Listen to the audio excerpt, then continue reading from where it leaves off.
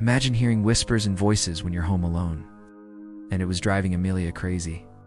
So she went to the doctor, who told her that she was perfectly healthy. She was pretty sure that she wasn't alone in it. Ever since she moved in, she'd been hearing strange scratching noises coming from inside the walls. He said that they could scrape it off, but it would cost a pretty penny. Still, she wanted to be sure that she was healthy, so she agreed. But after a few hours of scraping, the man stopped, looking at her with a serious expression. He told her that it wasn't mold, but rather graffiti.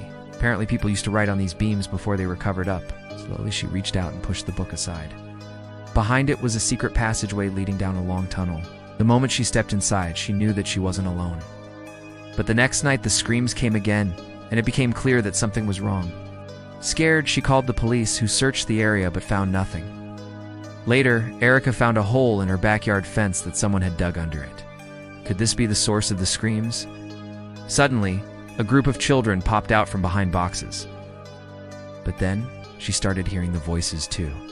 Decided that they'd had enough and sold the house. But the weird things didn't stop. The new owner also started hearing voices and eventually found a hidden room behind the bookshelf. Inside, he found an old diary that detailed the story of the woman who lived in the house over 100 years ago. According to the diary, she was driven insane by the voices in the walls and eventually died in the room. It seems that her ghost is still trapped there, whispering her story to anyone who will listen. If you enjoyed this video, please subscribe for more videos like these. Startled Helen screamed and ran as fast as she could. The price was reasonable and the house looked well maintained. As soon as he arrived, he could feel the tension in the air.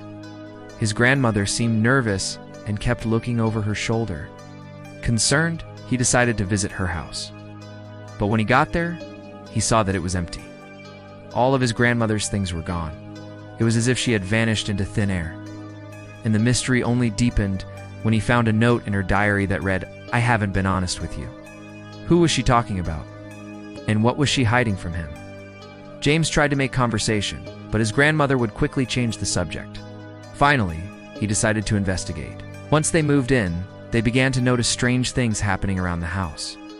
When he moved the boxes, he found a secret passageway leading outside. Just then, his grandmother came downstairs and begged him not to go any further. But he was determined to find out what was going on.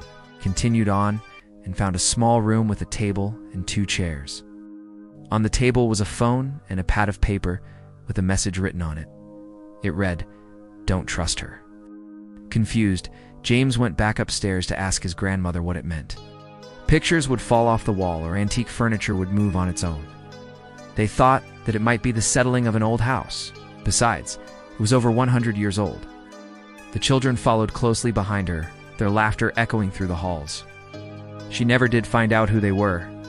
At first it was just whispers, but then he could make out full-on conversations. They know one day he heard a woman's voice calling out for help. Startled, John ran to the bookshelf to see if anyone was hiding behind it, but no one was there. That's when he realized that something else was going on. But it seems that whoever did this didn't know that Amelia would be able to see it. As it turned out, it was just an elaborate drawing session by some bored teenagers. So when she saw one for sale, she jumped at the chance. It was a beautiful piece of property with a view of the ocean. However, Erica soon realized that living by the beach wasn't all it was cracked up to be. One day she heard loud screams coming from the backyard. At first she thought that maybe someone was just playing a prank. But then she realized that no one lived anywhere near her. Still, Amelia was relieved to know that there wasn't anything dangerous growing on her ceiling. And sometimes she could even hear what sounded like whispered voices. At first, she thought it must be mice. But now that her skin was reacting to something in the house, she wasn't so sure. She asked her family if she could rent a room instead of letting her boyfriend stay over.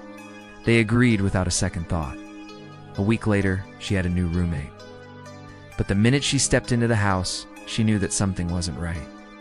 She tried to ignore it and made herself at home, but that was when she started hearing children laughing and playing in the middle of the night.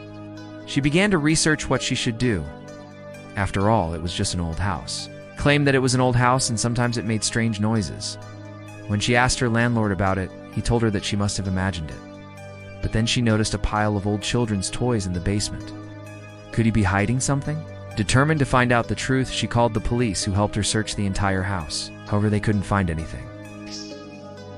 Just as she was about to give up, though, she heard a voice coming from behind the bookshelf. Still, Helen couldn't sleep. Every time she drifted off to sleep, she'd hear tiny footsteps running around her room. Sometimes she would even hear what sounded like little girls giggling right outside her door. Afraid, she stayed up for a few nights until finally she couldn't take it anymore and went to a friend Heth's house. Who knows what kind of things can hide in those walls? She found out that mice weren't the only thing that could be living in there. That's when she knew that something else was going on. Black mold is toxic and can cause all sorts of respiratory problems. It can also grow on wood, which is why she should probably check the beams in her ceiling. When she looked up in the attic, she saw a beam covered in black spots. It didn't look like mold. Instead, it seemed as if someone had drawn all over it with a black marker. The beam had also started to warp and twist. What was once perfectly straight was now slightly crooked. How could this be possible? Did she really have company in her new house? To find out, she contacted a professional. It had been happening more and more frequently lately. These random itches that came out of nowhere and went away just as fast. At first, she thought it might be stress. But after speaking to her doctor, she knew there was something else at play here. She was sure of it. Her skin was reacting to something in her new house. You turn up the volume on the TV to drown out the sound, but they get louder, clearer. Then you start to pick up full-on conversations.